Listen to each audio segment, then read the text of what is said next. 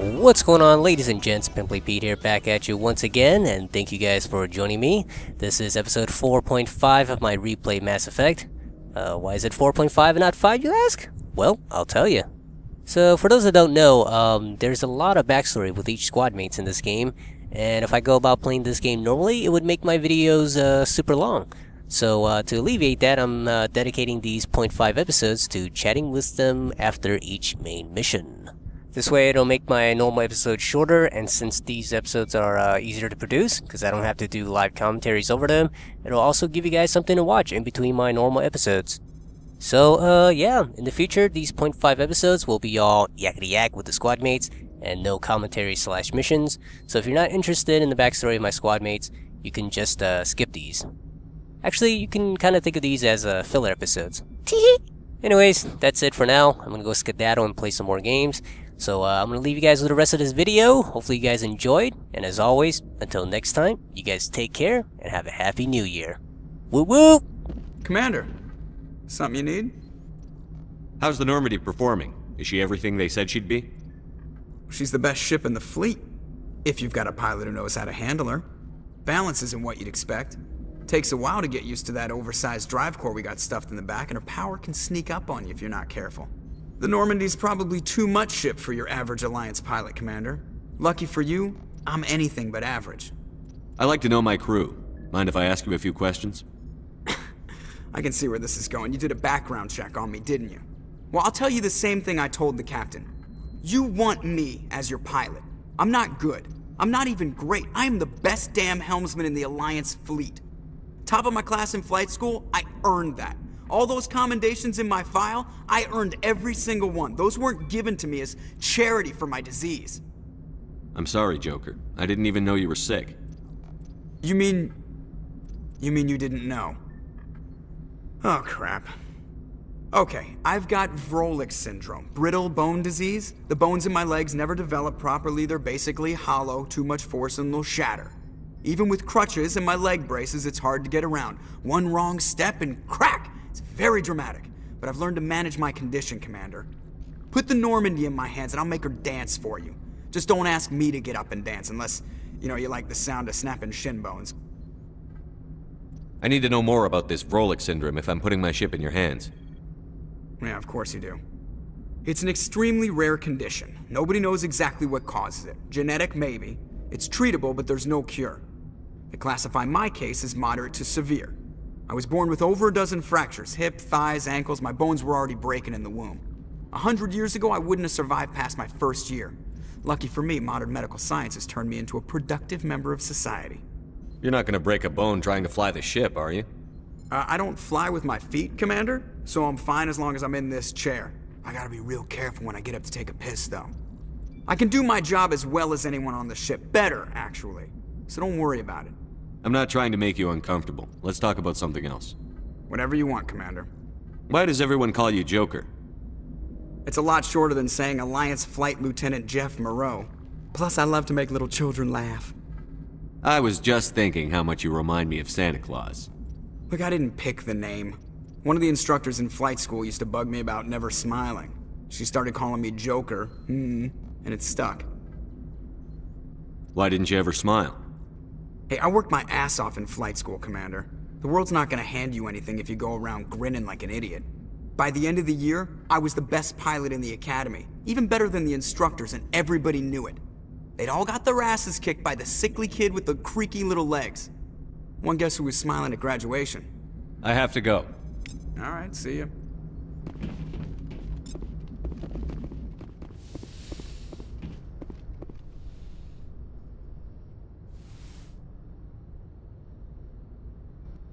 Commander, are you coming to check up on me? You look much better.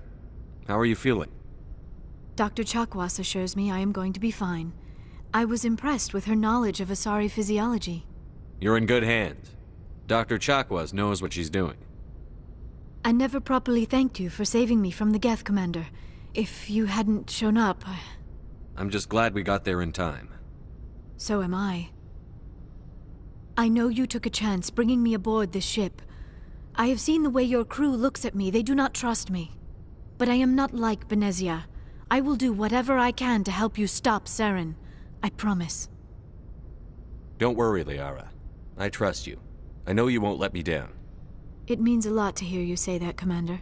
Thank you. Tell me about yourself, Liara. Me? I am afraid I am not very interesting, Commander. I spend most of my time on remote digs, unearthing mundane items buried in long-forgotten Prothean ruins. Sounds dangerous. And lonely. Sometimes I would run afoul of indigenous life forms or stumble across a small band of mercenaries or privateers, but I was always careful. Until the Geth followed me to Artemis Tau, I never found myself in any situation my biotics could not handle. As for the solitude, well, that is one aspect that most appealed to me. Sometimes I just need to get away from other people. You don't like other people? I suppose it comes from being a matriarch's daughter. People expected me to follow in Benezia's footsteps. They wanted me to become a leader of our people. Matriarchs guide their followers into the future. They seek the truth of what is yet to come. Maybe that's why I became so interested in the secrets of the past. It sounds so foolish when I say it out loud. It sounds like I became an archaeologist simply to spite Benezia. All children rebel against their parents. It's a natural part of growing up. Aha, you share the wisdom of the matriarch, Shepard. That is exactly what Benezia said when I told her of my decision. But there was more to it than that. I felt drawn to the past. The Protheans were these wondrous, mysterious figures. I wanted to know everything about them. That is why I find you so fascinating. You were marked by the beacon on Eden Prime. You were touched by working Prothean technology. Sounds like you want to dissect me in a lab somewhere. What? No! I did not mean to insinuate. I never meant to offend you, Shepard. I only meant that you would be an interesting specimen for an in-depth study. No, that's even worse. Calm down, Liara. I was only joking. Joking? Oh, by the goddess, how could I be so dense? You must think I am a complete and utter fool. Now you know why I prefer to spend my time in the field with data disks and computers. I always seem to say something embarrassing around other people. Please, just pretend this conversation never happened. Do you know why Benezia joined up with Saren? I don't understand it. She was always outspoken about the need for the Asari to become more involved in shaping galactic events. Maybe she thought allying herself with Saren would somehow be for the greater good in the long run. At least I hope so. This hurts you, doesn't it? None of this makes any sense to me. I have not spoken to Benezia in many years, but I know her, and this was not like her. Something changed. I'd like to know more about the Asari. We were the first species to discover the Citadel. We were instrumental in forming the Council, and we always strive to be the voice of peaceful cooperation in galactic disputes. My people believe we are all part of a single galactic community. Each species contributes something to the greater whole. Although we seek to understand other species, it seems few of them seek to understand us. The galaxy is filled with rumors and misinformation about my people. Like what? Most of the inaccuracies are centered around our mating rituals. My species is monogendered. Male and female have no real meaning for us. We still require a partner to reproduce. This second parent, however, may be of any species and any gender. I don't understand. Your species can mate with anyone? Mating is not quite the proper term, not as you understand it. Physical contact may or may not be involved, but it is not an essential element of the union. The true connection is mental. Our physiology allows us to meld with other beings. We can touch the very depths of their minds. We explore the genetic memory of their species. We share the most basic elements of their individual and racial identities. We then pass these traits on to our daughters. It is how we learn to grow as a species and how we develop a greater understanding of other races. What happens to your partner after the union? Every relationship is different. Some unions are a single encounter with both parents parting ways afterwards. Others can be more long-term. Sometimes an Asari and her partner will stay together for many decades. Do you know who Matriarch Benezia chose as her partner? She rarely spoke of her partner. Though I know my father, if you want to use that term, was another Asari. Benezia never told you her partner's name? Union with our own kind is no longer common. not for the purposes of reproduction. Most Asari believe it weakens our species. Asari daughters inherit racial traits from the father species. If both parents are Asari, then nothing has been gained, or so conventional wisdom would hold. I am what is sometimes called a pureblood, though no Asari would ever be cruel enough to say the word to my face. It is a great insult among my people. It is possible Benezia's partner was embarrassed by their union. She may have been too ashamed to publicly acknowledge me as her offspring. Maybe she wanted to meet you, but couldn't. Something could have happened to her. Maybe she passed away. You might be right. I hope you are. But I have no way to know for sure. Benezia never spoke of her partner. Whatever happened, it caused her too much pain to dwell on it. She raised me by herself, though that is not uncommon. Many Asari raise their children alone, particularly if the father species is short-lived. Often the partner will pass on long before the child reaches maturity. You Asari live for 1,000 years. What happens when your partner dies? Few sapient species live as long as my kind. We have learned to take a philosophical approach to our unions. We do not focus on the inevitable loss of our partners. Instead, we enjoy the time we spend with them. And even after they're gone, a part of them lives on in us. The union is a connection that transcends both time and space. I should go. Goodbye, Shepard.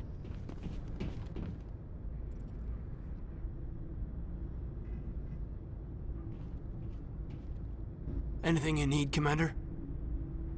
Just trying to get a sense of where the crew's at. Thoughts? Is this an official evaluation, Commander? Or off the record? Alenko, when it's just you and me, you can consider it off the record. That's a generous attitude. Okay. I think there's something wrong with all this. This Saren is looking for records on some kind of galactic extinction, but we can't get backup from the Council? Sorry, Commander. There's writing on the wall here, but someone isn't reading it. The Council doesn't want to believe anything's wrong. I'd call it human nature, but... I hear you. It just seems like a group that's been around as long as the Council should see this coming. Sorry if I got too informal. Protocol wasn't a big focus back in Bot. Tell me about it. Biotic acclimation and temperance didn't last past the airlock. To the kids they hauled in, it was brain camp. Sorry, hauled in is unkind. We were encouraged to commit to an evaluation of our abilities so an understanding of biotics could be compiled. There are worse results of accidental exposure to Element Zero in the womb. Beats the brain tumors some kids grew up with. Is there some question about how you were exposed? My mother was downwind of a transport crash. It was before there were human biotics, a little after the discovery of the Martian ruins. It only gets iffy around 63 when Kinetics was running out of first-gen subjects. Until then, they'd relied on accidentals. A bunch of guys in suits show up at your door after school, and next thing you know, you're out on Jump Zero. Jump Zero's a long way from home. What was it like? The grand gateway to humanity looks a lot better in the vids. But that's my own baggage, Commander. No bearing on this. Alenko, there's no regulation that says you can't be friends with your commander. I appreciate that, Commander. I just don't want you to think that I'm a whiner. Besides, I've got my past squared away.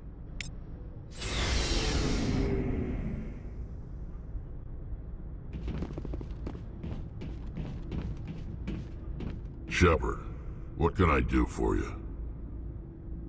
What's your story, Rex? There's no story. Go ask the Quarian if you want stories. You Krogan lived for centuries. Don't tell me you haven't had a few interesting adventures. Well, there was this one time the Turians almost wiped out our entire race. That was fun. I heard about that. You know, they almost did the same to us. It's not the same. It seems pretty much the same to me. So your people were infected with a genetic mutation? An infection that makes only a few in 1,000 children survive birth? And I suppose it's destroying your entire species? I suppose it isn't all the same. I don't expect you to understand, but don't compare humanity's fate with the Krogan. Sorry, Rex. I wasn't trying to get you upset. Your ignorance doesn't upset me, Shepard. As for the Krogan, I gave up on them long ago. The genophage infected us, but it's not what's killing us. Are your people really dying? We're sure not getting any stronger. We're too spread out.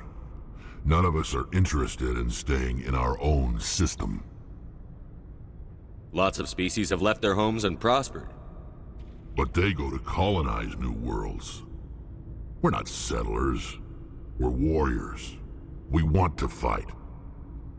So we leave. Hire ourselves out. And most of us never go back. What can you tell me about the genophage? Ask the Solarians if you want details. They made it.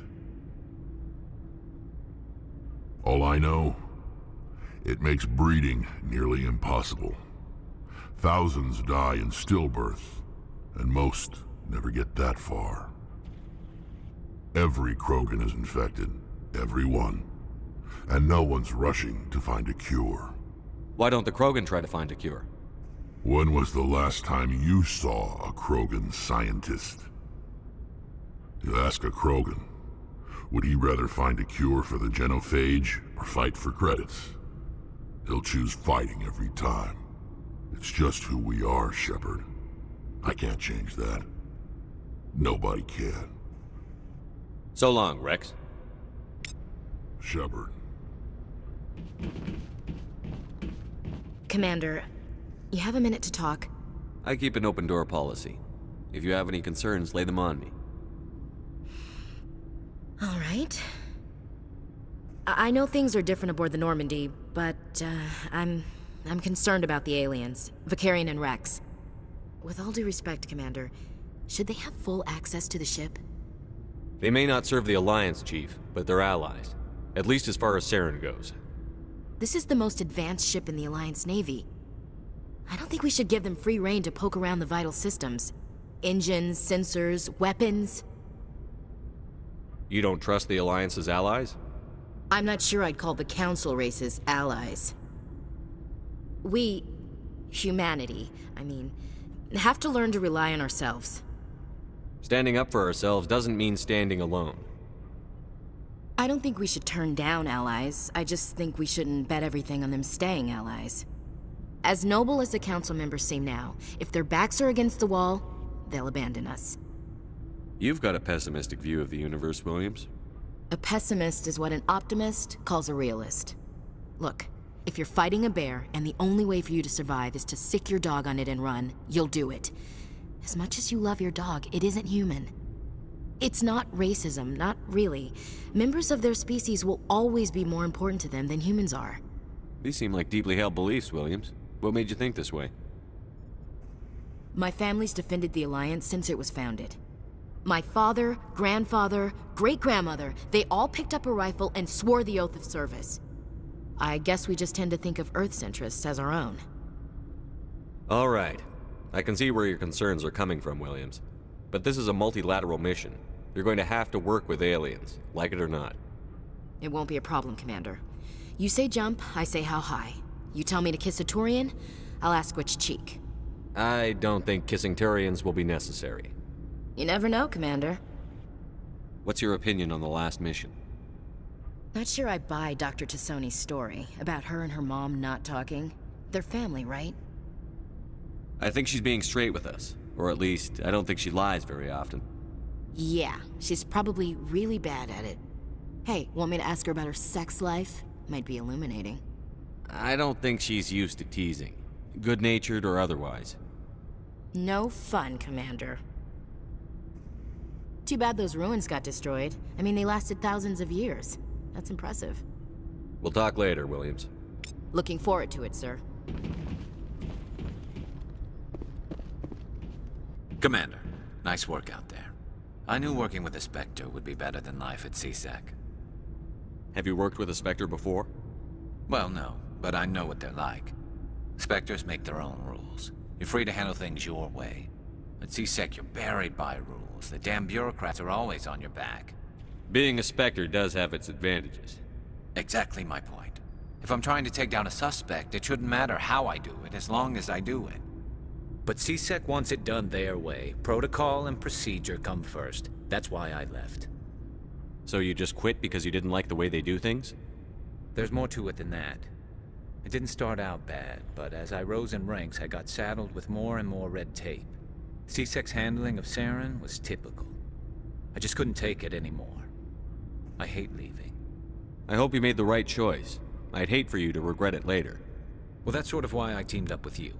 It's a chance for me to get off the Citadel, see how things are done outside CSEC. Either way, I plan to make the most of this. And without CSEC headquarters looking over my shoulder, well, maybe I can get the job done my way for a change.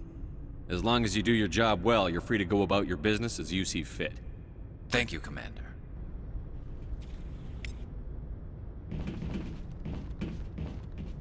Hey, Commander. Looking for some extra supplies before you head out? What have you got? Whatever you want. Armor, weapons, mods. It's not standard Alliance issue, but that's not necessarily a bad thing. Well, as long as you don't mind paying for it. Why should I pay you for my weapons and armor? My stuff doesn't come from the Alliance. I have to purchase it myself, and it's not cheap. Hell, the licenses alone have set me back more than I'd like. But no licenses, no goods. Without the goods, I'm out of a job. Not right now, thanks. No problem. Keep checking back.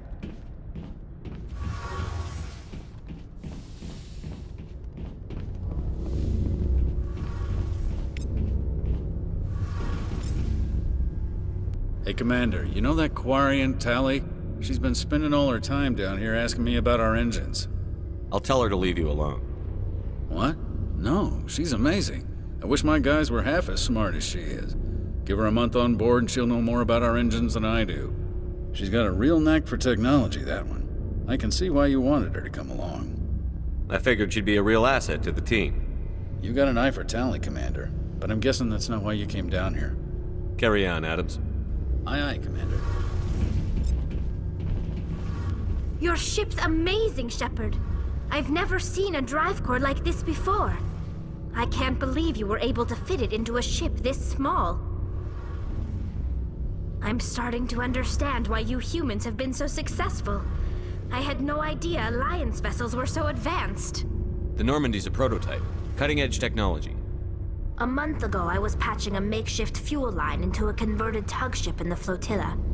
Now, I'm sitting on board one of the most advanced vessels in Citadel space. I have to thank you again for bringing me along. Traveling on a vessel like this is a dream come true for me. I had no idea you found ship technology so interesting. It comes with being a Quarian. The migrant fleet is the key to the survival of my people. Ships are our most valuable resource. But we don't have anything like this. We make do with cast-offs and second-hand equipment. We just try to keep them running for as long as we can. Some of the fleet's larger vessels date all the way back to our original flight from the Geth. I can't believe your fleet's still using ships that are 3 centuries old. They're constantly being repaired, modified, and refitted. They aren't pretty, but they work. Mostly. We've tried to make ourselves as independent as possible on the flotilla. Grow our own food, mine, and process our own fuel. But some things we just can't make on our own. A patch to maintain the hull integrity requires raw materials we just don't have. That's why our pilgrimages are so important. Tell me about your people. Our lives aren't easy. Resources are scarce, and we are constantly on the move. Everything we do must in some way contribute to the continuation of the migrant fleet. There are 17 million Quarians in the flotilla, and each of us relies on the others for survival. The bonds among my people are strong. Unfortunately, we have had to surrender many of the freedoms and civil liberties other species take for granted. What kind of freedoms? Well, it's illegal for parents to have more than one child. If our population grows too much, it would strain our resources to their breaking point. Of course, we also can't allow our numbers to become too few. If our population is in decline, the rule against single births is temporarily repealed. In extreme cases of population decline, incentives are even offered to encourage multiple births. Though the Conclave hasn't had to take such measures in nearly a century. That's your government. The Conclave is our civilian branch of government. Each ship can elect a representative to serve on the Conclave and make decisions that affect the fleet as a whole. On matters that affect an individual ship, however, the captain has the final say. It's a tradition that dates back to the early days, when the fleet was governed by martial law. Fortunately, most captains nowadays are smart enough to have an elected council from their crew to give them advice and guidance. So the ultimate power rests with elected officials. In practice, the Conclave and the respective council for each ship tend to set the rules that govern our daily lives. But in theory, we are still under military jurisdiction. The 5 top-ranking military officials in the fleet serve on the Admiralty Board. These 5 have the power to overrule any decision by the Conclave in case of emergency. To do so requires unanimous agreement among the Admiralty, and they can only do this once. After that, the entire board must resign their posts. It's a safeguard that served us well. In nearly 3 centuries, the Admiralty Board has only overruled the Conclave 4 times. I want to know more about the pilgrimage. When my people reach maturity, we leave our birth ships and seek acceptance with a new crew. It's necessary to maintain genetic diversity among the fleet. But no ship wants to accept someone who will be a burden on them.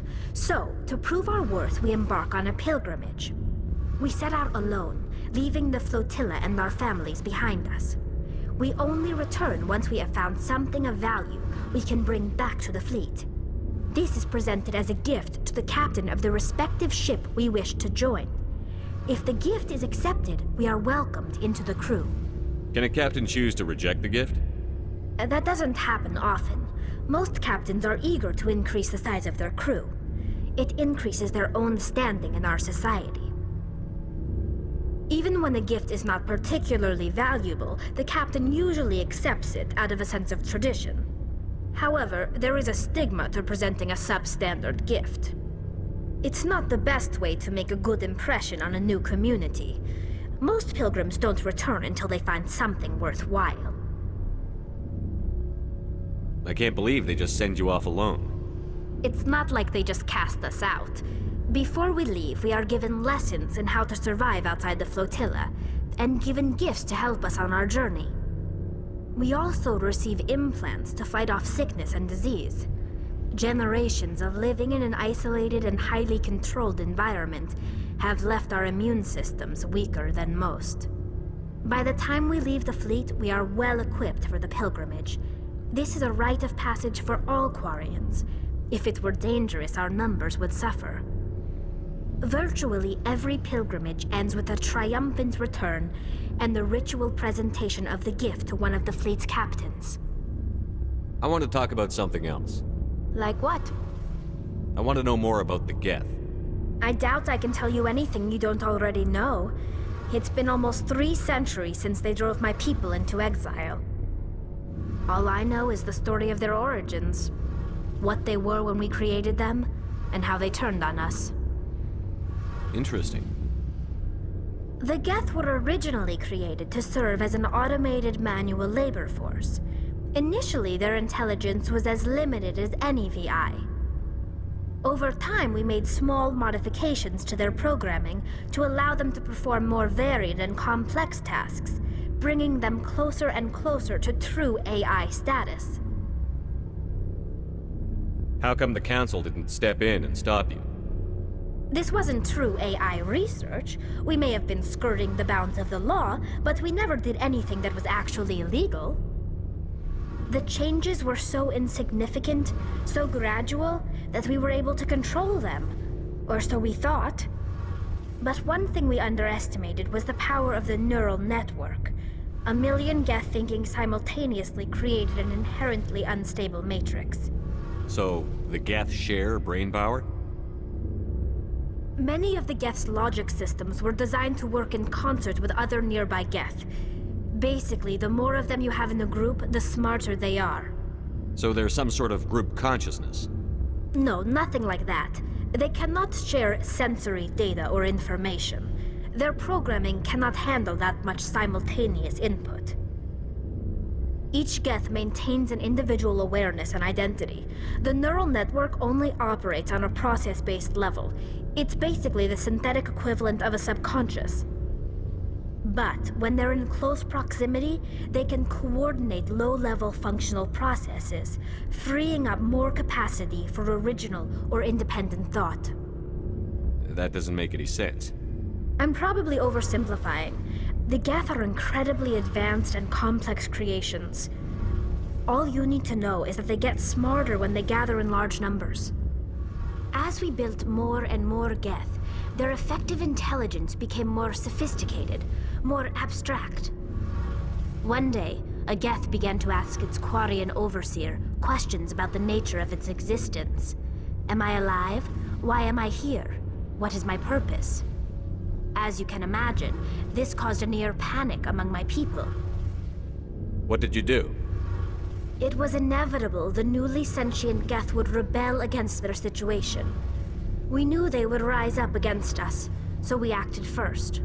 A general order went out across all Quarian-controlled systems to permanently deactivate all Geth. The Geth responded to this order violently. You can't blame them for fighting for their survival. We had no other choice. The Geth were already on the verge of revolution. By acting quickly, we had a chance to end the war before it began. The hope was that most of the Geth would still be little more than machines, incapable of organized resistance. But they had progressed much further than anyone anticipated. The war was long and bloody.